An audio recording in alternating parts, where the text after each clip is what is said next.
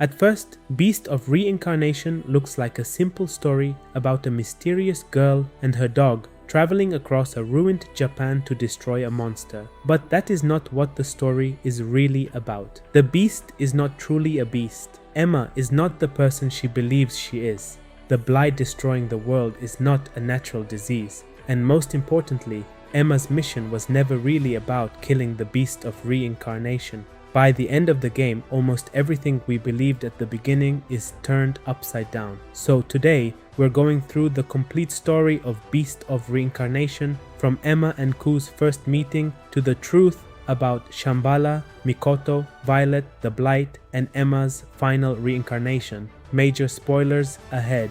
Please, stop! The story takes place in Japan in the year 4026. Human civilization has almost completely collapsed. Much of the country has been consumed by a mysterious corruption known as the Blight. Where the Blight spreads, enormous forests can suddenly grow across ruined cities and wastelands.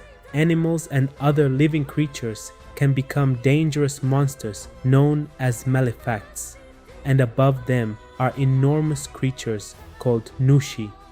Each Nushi controls a blighted forest and carries an incredible amount of blight inside its body. Humanity survives in isolated settlements while trying to understand a disaster that has shaped the world for thousands of years. And this is where we meet Emma. Emma is different from everyone around her. She is blight-stained. Instead of being destroyed by the blight, her body can absorb it. She can even manipulate plants created by the blight. Because of this ability, Emma has been trained as a sealer. Her job is simple: hunt malefacts, kill them, and absorb their blight into her own body. But Emma has another strange characteristic. She has almost no memories and begins the story with very little understanding of human emotion. She lives alone. People fear her. She has been treated more like a weapon than a normal person. And Emma doesn't really question it, because she doesn't yet understand what it means to have friends, a family, or a place to call home. Then she meets Koo. Koo is a strange pale dog, but according to the rules Emma has followed her entire life, Koo should be her enemy. He is a malefact. Emma is supposed to kill creatures like him. Instead, she decides to spare him. That decision becomes one of the most important moments in the entire story. Emma treats Koo's injuries, and the two gradually form a connection. Koo begins following her, fighting beside her and protecting her. And for Emma, who has spent her life in isolation, Koo becomes the first real emotional bond she has ever experienced. It is also around this time that Emma begins experiencing another mystery. A girl named Violet appears within her consciousness. Emma doesn't understand who Violet is or why she can see her. Violet herself doesn't fully remember the truth, but those missing memories will eventually reveal what Emma really is. Emma is contacted by the administrator, the authority controlling the capital. She receives an enormous mission. The Beast of Reincarnation, believed to be the source of the world's blight, must be destroyed.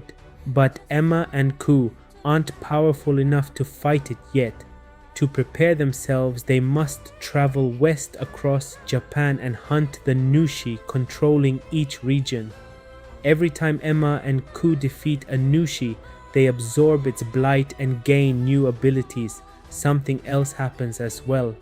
Flowers begin appearing on Emma and Koo. At first, these flowers seem like nothing more than a visual sign of the powers they've collected, but they will eventually become extremely important. The journey also brings new people into Emma's life. Emma and Koo eventually travel aboard the Cleanse Walker. The machine is operated by Brad, a man who knows far more about the world than he initially reveals. They are also joined by Kagura. Kagura becomes particularly important to Emma because she doesn't simply treat Emma as a sealer or a weapon. She talks to her, she cares about her, and gradually Emma begins learning emotions that she never understood before: friendship, concern, fear, sadness, and eventually love. Her journey to defeat the beast is slowly turning Emma into something no one expected her to become: a person with a genuine emotional life.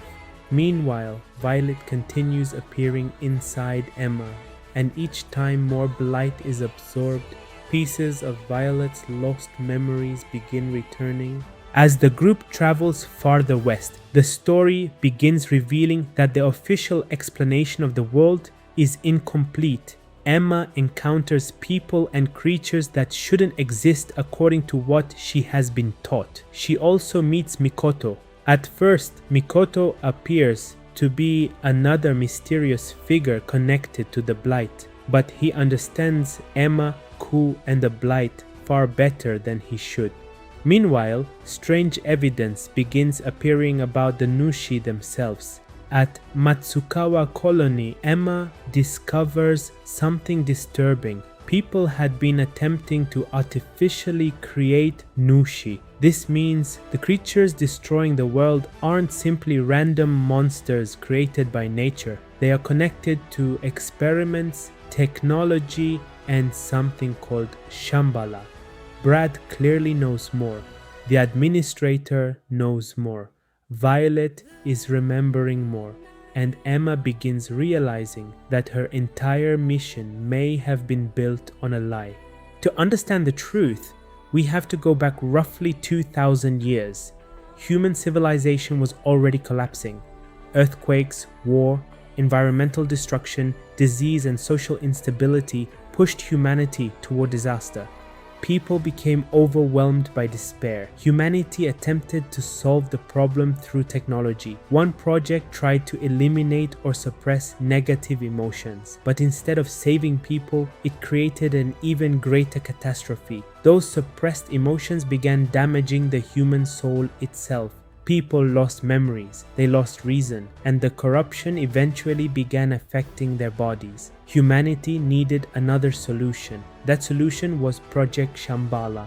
Shambhala was essentially another world, a digital world designed to preserve human souls until Earth became safe again. Human consciousness could be transferred away from dying physical bodies and stored inside Shambhala. But transferring a soul required a bridge between the physical body and the system.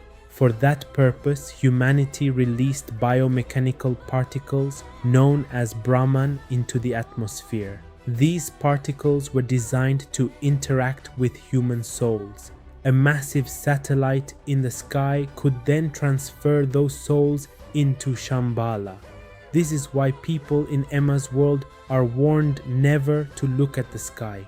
Something from the old world is still up there, but Brahman did not work properly with everyone. Some people rejected it. Their souls began deteriorating, and because the particles could continuously reproduce, the corruption spread through humans, animals, and plants. That runaway corruption became what the modern world calls the Blight.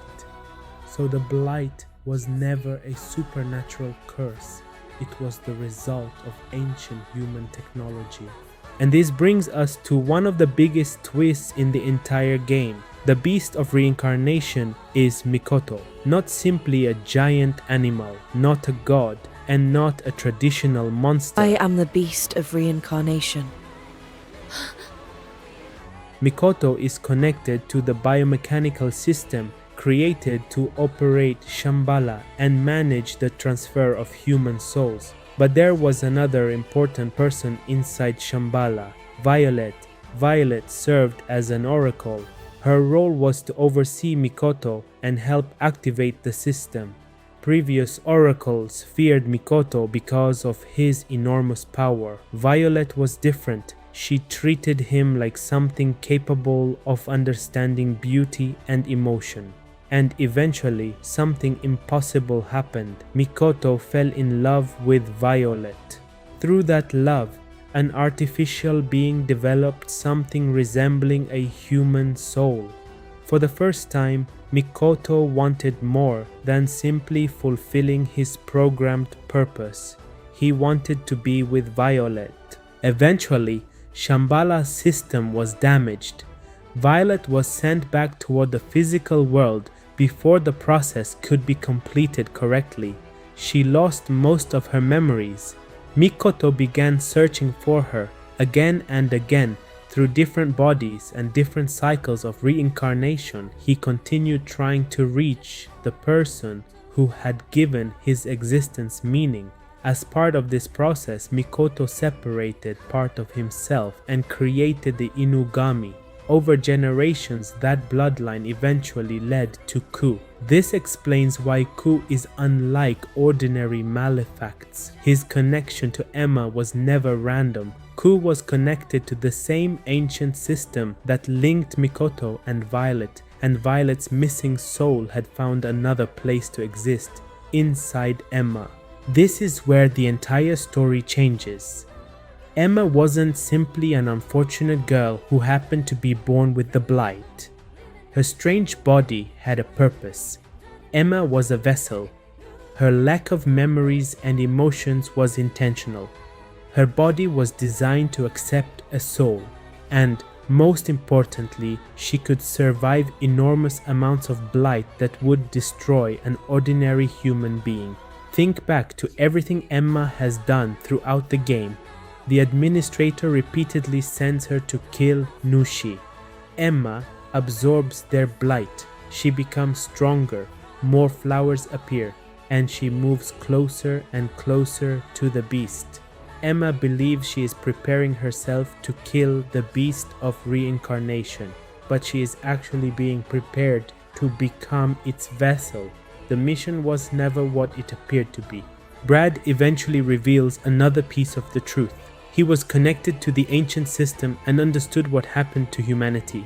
At first, Emma was useful to him. She was a tool that could reach the administrator and expose what had happened, but something changed during their journey. Brad began caring about Emma, just like Kagura, just like Koo. Emma had spent her entire life being treated as an object with a purpose, but the people around her were slowly giving her something her creators never expected, a life of her own. Before Brad can fully see that journey through, Kunai turns against him and kills him. His final information, however, helps Emma understand the ancient catastrophe and the administrator's role in manipulating her journey. By the time Emma reaches the capital, she no longer blindly follows the mission she was given. She wants answers. At the end of their journey, Mikoto finally reveals the truth. He is the Beast of Reincarnation. Violet exists within Emma. Koo is connected to the Inugami created from Mikoto, and Emma is the vessel that has spent the entire game collecting enough blight to complete the system. Mikoto asks Emma and Koo to accept their intended roles. If they do, the cycle can continue. Shambhala can be transformed. Mikoto can finally reunite with Violet, and humanity can be given another chance. But there is a terrible price. The plan sacrifices the world and people Emma has come to care about. Mikoto is willing to pay that price because everything he has done for centuries has been driven by one desire: to be with Violet again. Emma understands his love, but she refuses his choice. This moment proves how much Emma has changed. At the beginning of the game, Emma barely understood emotion. She followed orders. She killed malefacts. She absorbed blight. She existed because other people gave her a purpose. Now she chooses her own purpose. Emma tells Mikoto, in her own way, that the world she already has is enough. Because Koo is there, Kagura is there, Violet is there. Her home isn't some perfect world created by a machine. Her home is the people she loves. Mikoto gained a soul because he learned to love Violet. Emma has also developed a soul, but hers grew through every relationship she formed during the journey, and that is something her creators never planned for. Emma and Koo fight Mikoto. During the battle, Mikoto begins stripping away the powers Emma collected from the Nushi. One by one, the flowers representing those abilities disappear, until almost nothing remains except one unopened flower bud. That final bud does not represent the power of a Nushi. It represents Emma and Koo's bond, and Mikoto cannot take it away. Eventually, Mikoto drives his attack through Emma. Koo immediately throws himself in front of her and suffers the same fatal damage. Emma sees Koo dying. The companion who transformed her life is disappearing in front of her, and Emma finally releases all of the emotion she has developed throughout the journey. The final flower blooms. That final bond gives Emma access to the power of reincarnation itself. She rises against Mikoto and finally defeats the Beast of Reincarnation. But winning doesn't save Emma and Koo. Both have been overwhelmed by Mikoto's blight. Koo is dying. Emma realizes that there is one final thing she can do. She absorbs the blight from Koo into herself, just like she has done throughout her entire life. But this time, she isn't doing it because someone ordered her to. She isn't doing it because she is a sealer. She does it because she loves Koo. Emma saves him, and the cost is her own life. The girl who began the story without emotions dies because of one of the most human emotions possible, love. Kagura eventually reaches Emma. She and Koo desperately try to save her, but Emma's body is already being consumed. Mikoto watches them, and finally he understands something. For centuries, Mikoto wanted to create a world where he could be happy with Violet. But Emma showed him that happiness cannot simply be programmed into existence. It comes from the bonds people choose to create. So Mikoto makes one final decision. Instead of using reincarnation for himself, he uses it to save Emma. With the last of his power, Mikoto allows Emma's soul to move on. Mikoto and Violet are finally reunited. Their story ends together, and the enormous crescent-shaped satellite above Earth begins to fall. And that is why the title Beast of Reincarnation has more than one meaning. At first, we believe reincarnation is simply the terrifying cycle responsible for the beast and the blight. But by the end, reincarnation becomes the very thing that saves Emma. Mikoto spends centuries trying to force the world into the future he wants. Emma does the opposite. She accepts an imperfect world because the people she loves exist inside it.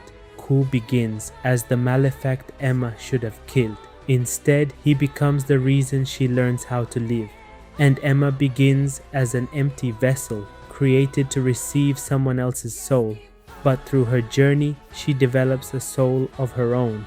In the end, Emma doesn't defeat the beast because she becomes the strongest weapon. She defeats it because she becomes human. And after losing everything, Emma finally gets the chance to live a life that belongs to her.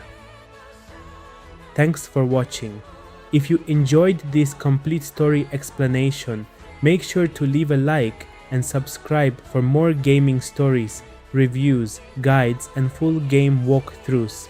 And if you want to experience Emma and Koo's entire journey for yourself, you can watch my complete Beast of Reincarnation walkthrough here on Sokker Gaming. I'll see you in the next one.